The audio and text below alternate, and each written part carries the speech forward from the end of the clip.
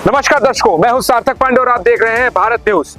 पाकिस्तान पर ऑपरेशन सिंदूर के तहत पाकिस्तान के तमाम उन आतंकियों को यह जवाब भारत ने दे दिया है।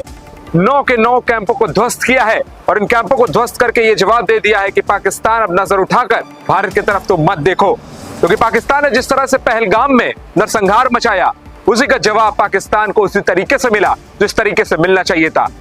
रात के लगभग 1:51 पर जब हम आप सो रहे थे घर पर, उस वक्त भारतीय वायुसेना के तमाम फाइटर जेट्स पाकिस्तान में दाखिल होते हैं और दाखिल होते ही वहां पर उन 9 के 9 आतंकी कैंप्स को निस्तनाबूद करते हैं।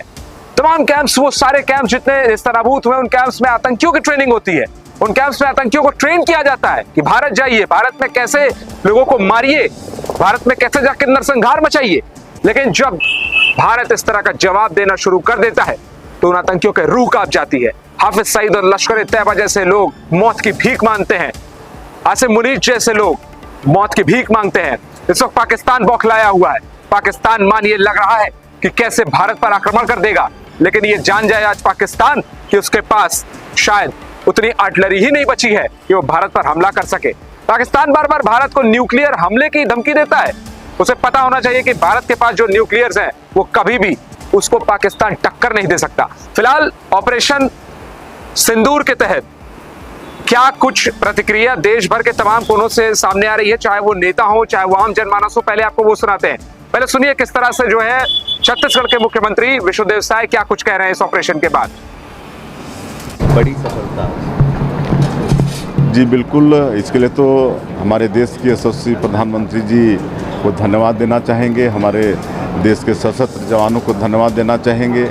ऑपरेशन सिंदूर बहुत सफल रहा। जिस तरह से पहलगाम में आतंकवादियों ने निहत्थे और निर्दोष लोगों के ऊपर गोली चलाकर उनकी हत्या की थी, ये जघन्य अपराध था और इसका मतलब बदला लिया गया है। ये सिर्फ छत्तीसगढ़ के मुख्यमंत्री ही आप नहीं सुन रहे थे जो अभी इस ऑपरेशन की बड़ाई करते हुए नजर आ रहे थे, यानी उस ऑपरेशन को लेकर बयानबाजी करते नजर आ रहे थे।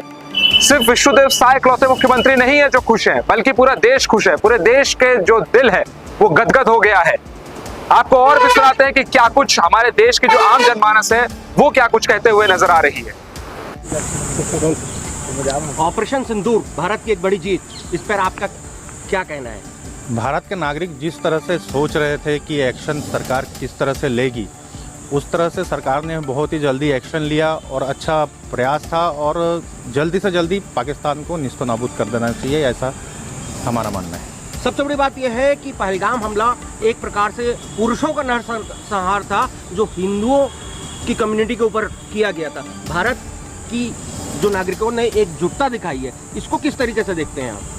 देखिए, भीतरघात तो हमारे यहाँ है, लेकिन कहीं ना कहीं एकजुटता भी है। इस कारण जो है सब देश के नागरिक एक मत होके सरकार का साथ दे रहे हैं और सरकार को इसमें और सख्त कार्रवाई करना चाहिए।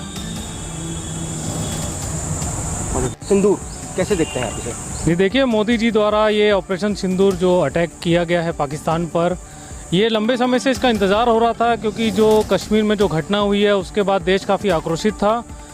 मोदी जी ने मंच से भी कहा था कि अब हम घर में घुस के मारेंगे, इसका बदला जो लेंगे काफ़ी भयानक होगा। उसकी अब ये शुरुआत है। अब जो पानी का जो डैम बना के जो पानी रोका गया है, अब उसकी भी शुरुआत की गई है। ऐसे ही धीरे धीरे अब आने वाले समय में मेरे ख्याल से जो मोदी जी और अमित शाह जो कोशिश कर रहे हैं कि पाकिस्तान को पूरी तरीके से जो नेस्त और नाबूद करने की जो बात कह रहे हैं, शायद आने वाले समय में उसको भी लेकर ये काम किया जा सकता है। इसकी शुरुआत हो चुकी है। कल रात को जो स्ट्राइक हुई ऑपरेशन सिंदूर सक्सेसफुल रहा। जो हमारे पायलट है वहाँ पे पाकिस्तान में घुस के उनको मार के आए हैं, तो काफ़ी अच्छा शुरुआत है। शायद आने वाले समय में और भी इस तरह का अटैक हमें देखने को मिलेगा। पाकिस्तान लगातार भारतीय मुसलमानों को उकसाने की कार्रवाई करता है।